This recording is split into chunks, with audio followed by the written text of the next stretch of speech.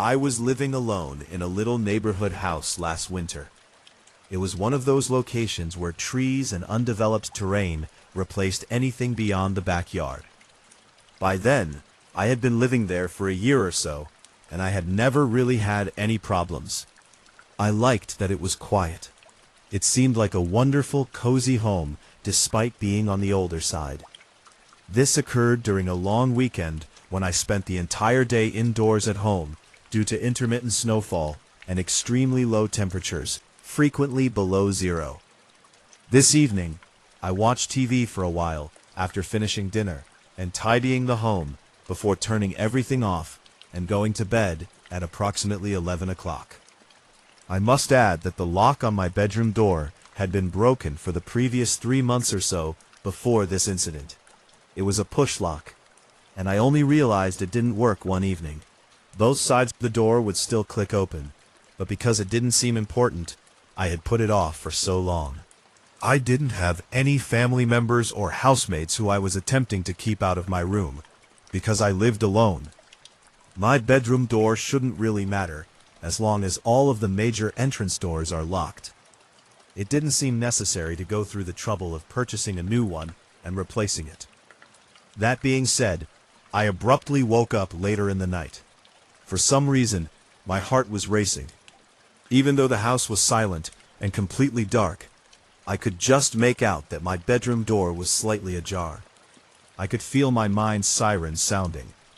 However, I was also aware that there was a possibility the door simply didn't close correctly and ended up open. Perhaps the home was somewhat moved by the chilly gusts. I got out of bed and moved over, intending to just shut the lights and go back to sleep instead of turning them on. After closing it and making sure it was securely fastened in the doorway, I returned to my bed.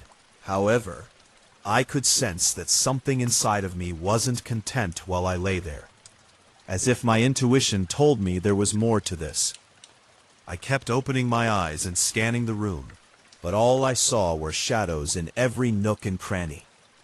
I most likely lay there obstinately hoping to eventually faint for half an hour before the house moved. Either downstairs or in the hallway outside my room, I heard what sounded like a shuffle on the floors. There was nothing else, so I tried to listen by leaning my body up. I sat up in bed, paralyzed, and remained silent for some time. I was concerned that if I got up and moved, I wouldn't be able to identify it or hear it again. Eventually, I lay back down and kept listening. I listened and waited for a while, but I didn't even recall going to sleep. I was unaware of it until I abruptly woke up once more, my heart racing like before. I noticed the same thing after my eyes adapted to the darkness. The door to my bedroom was slightly ajar. I lay there gazing into the darkness beyond the opening in the doorway. It was simply a deeper black outside my room, because the hallway light was obviously off. I made an effort to convince myself that it might not have latched as I had assumed, or that it must have been the home once more. However, this time, that explanation didn't set well, because the last time I got up, I was fully conscious of how purposefully I had closed it. I began to get out of bed so I could go back there. However, something moved behind the doorframe as I swung my legs out of the blankets, as if someone had emerged from the shadows between the doorway and the crack. Once more, I froze. However, I heard nothing. There were no footsteps leaving. The house is just creaking due to the wind. I had no idea who the hell was standing at that door, still there, whether they were observing me or what they intended to do. It felt like hours until I hurried to the door and slammed it shut, using all of my body weight to keep them out, after standing still and silent for 5 whole minutes. However, he made no attempt to force it open again. After about 15 seconds of silence, I heard dull, gentle footfall slowly making their way down the stairs and down the corridor. It sounded as though he moved in the direction of the back door, and then silence returned. Fortunately, nothing further happened, while the roughly 10 minutes I waited for the cops to arrive after I promptly contacted them. Looked about the house. They searched the house and took down a long report on the entire night and what I knew, which wasn't much. They didn't find anything, but as we were in the kitchen discussing what had happened, I looked toward the back door and said that's where I had last heard his footsteps approaching. Then I saw him again, his shadow standing in the trees beyond my backyard. Before the officers could see him, he swiftly moved away.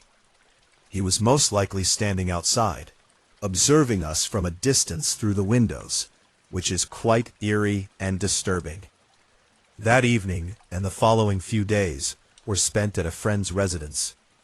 The police didn't really provide me with much more information over the next few weeks, but the snow started to melt, and I discovered some even more disturbing things in the forest behind my house.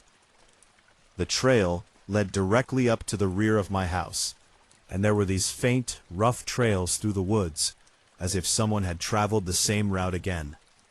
This guy, whoever he was, had been pursuing me for some time, long enough to have even created a footpath in the forest on its own.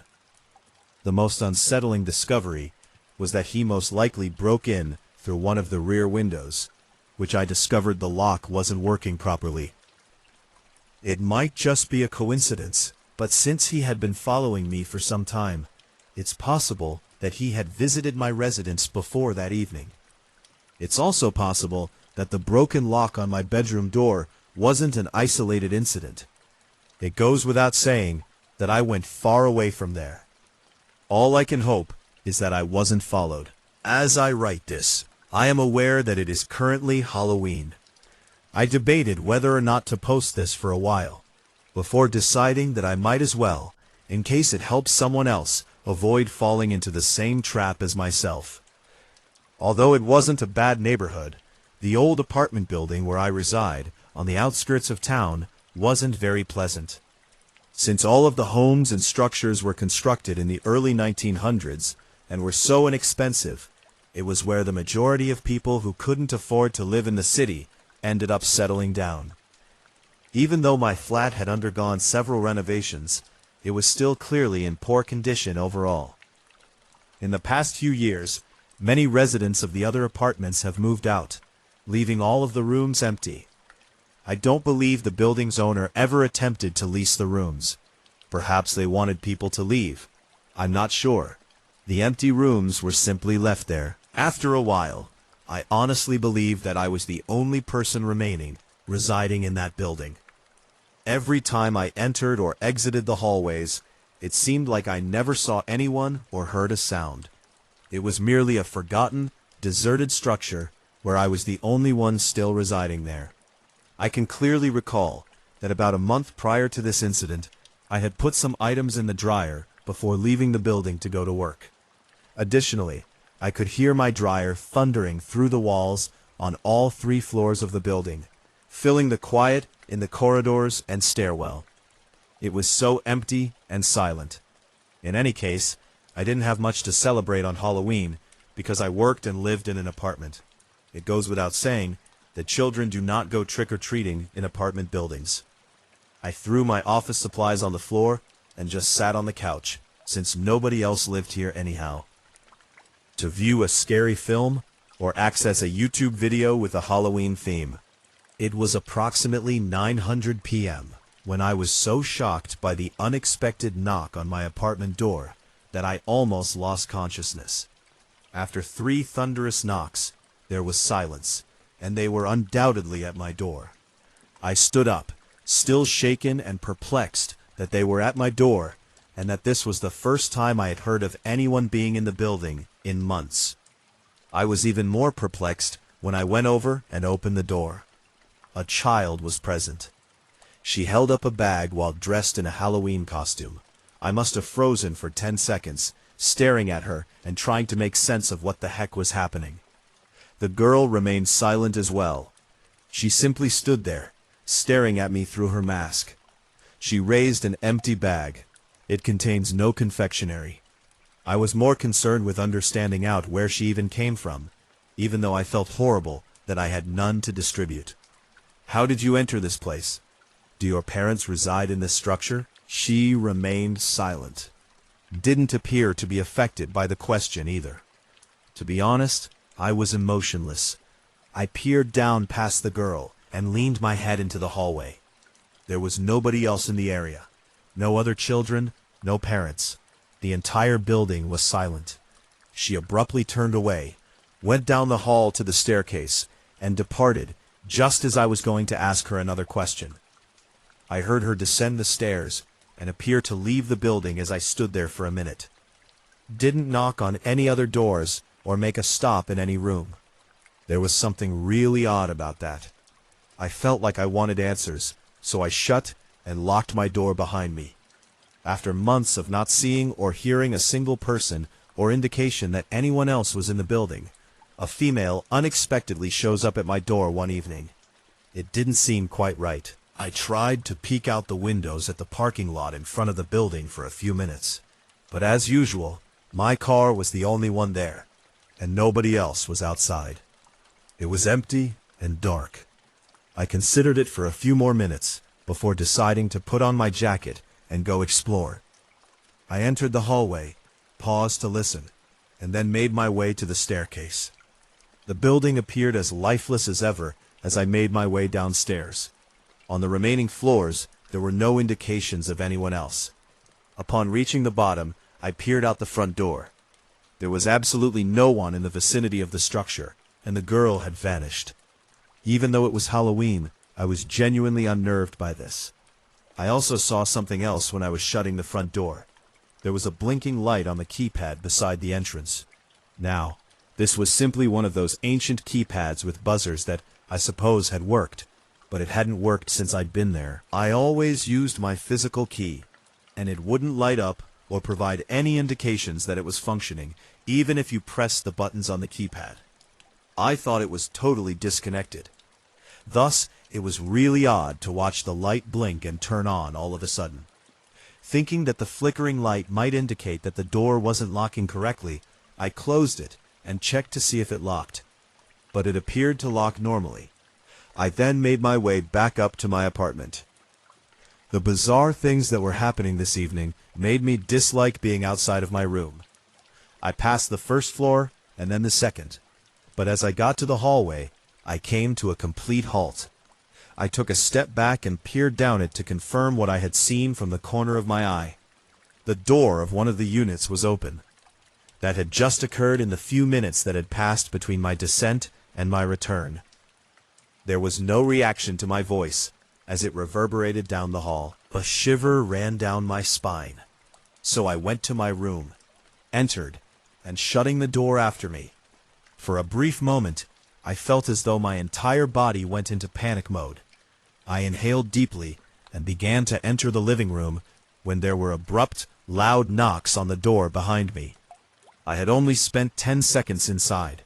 I looked at the door and yelled out hello once more. The individual knocked once more without saying anything.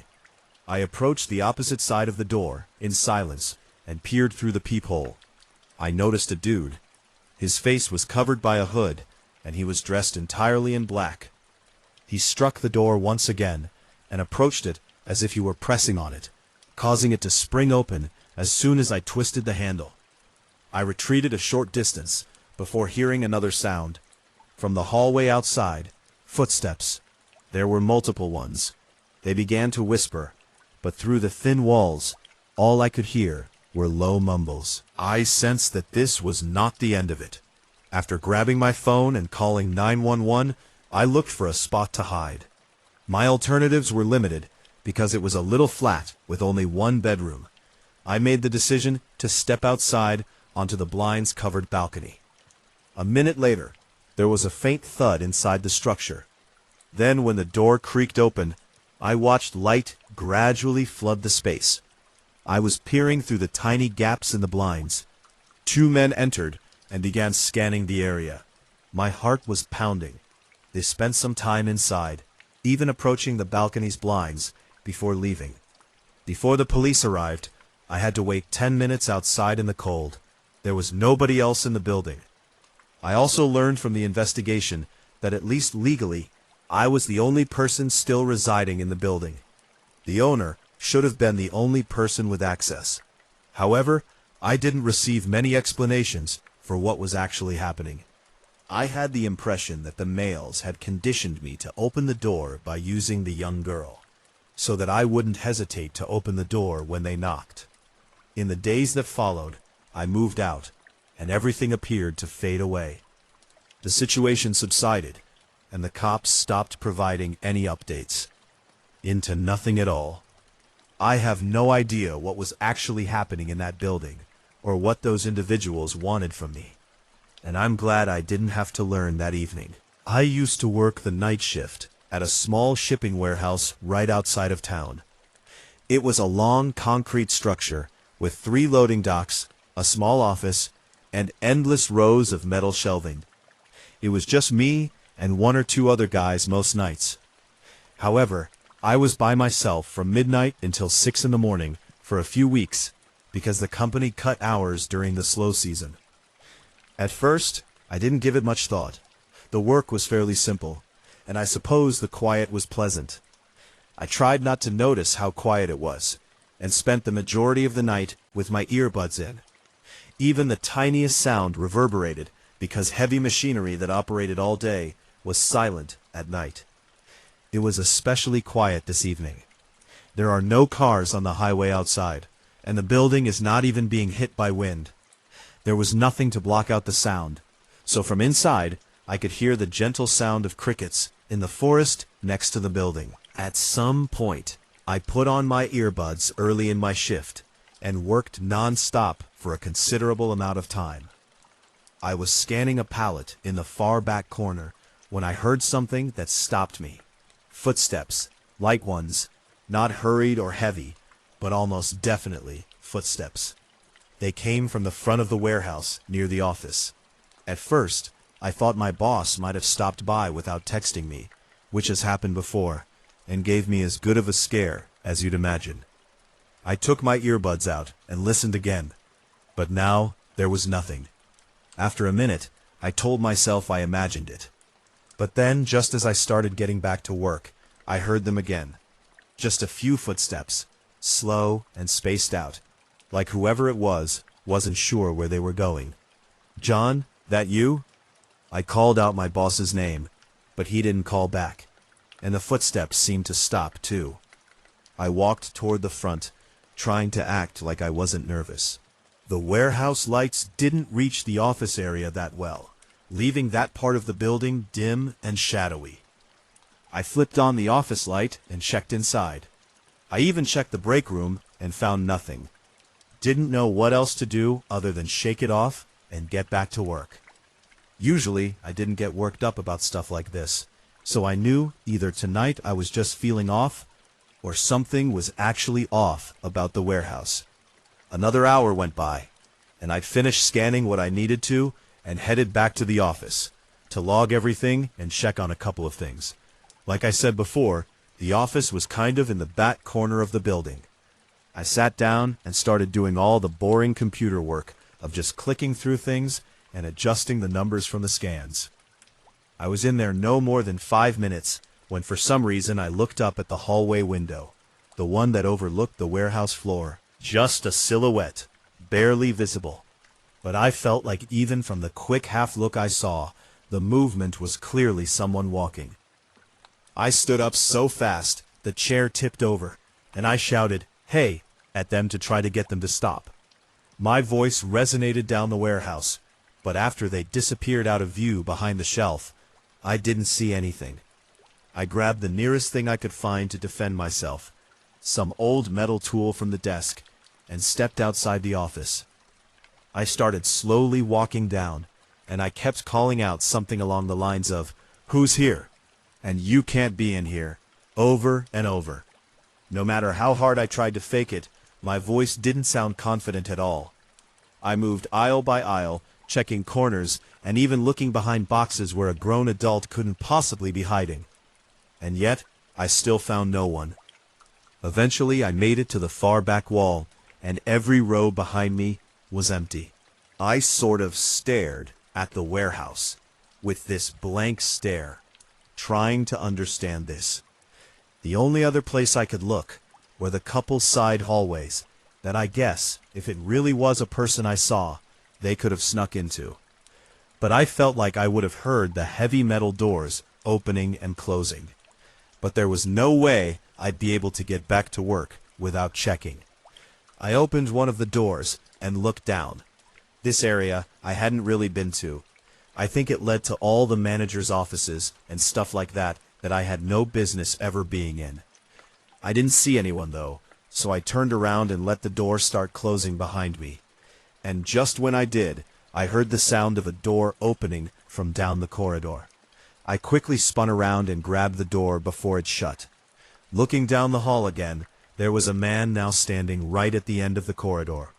He looked early 20s, but not like the normal young guy you usually see. He looked disheveled and crazy, eyes wide open enough for me to see them from all the way down at the other end of the hall. I don't know if he was on something or what, but it was horrifying and disturbing the way he looked at me. I called out asking what he was here for and telling him he needed to go. The guy didn't even look like he comprehended what I said.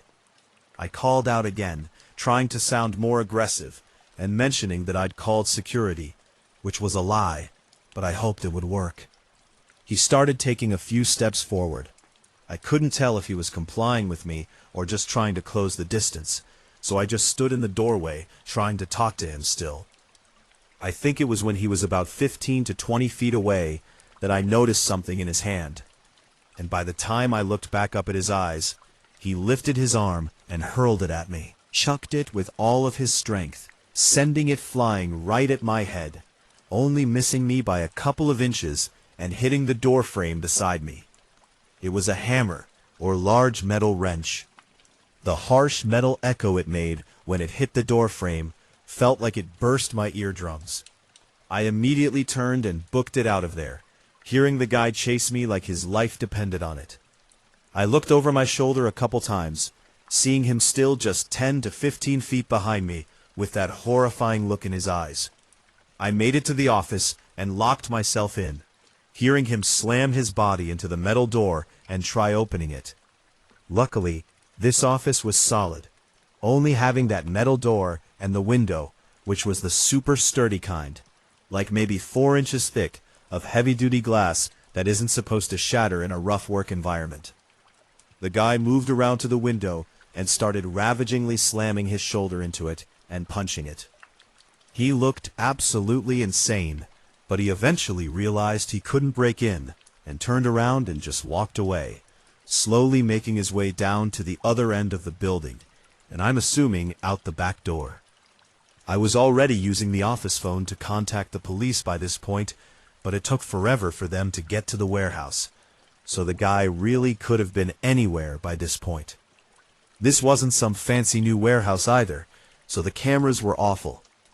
It showed us the guy breaking into one of the doors and walking around, almost stalking me during my whole shift, but there were no clear views of his face to identify him with. Wasn't any way to know why he broke in or was trying to attack me either.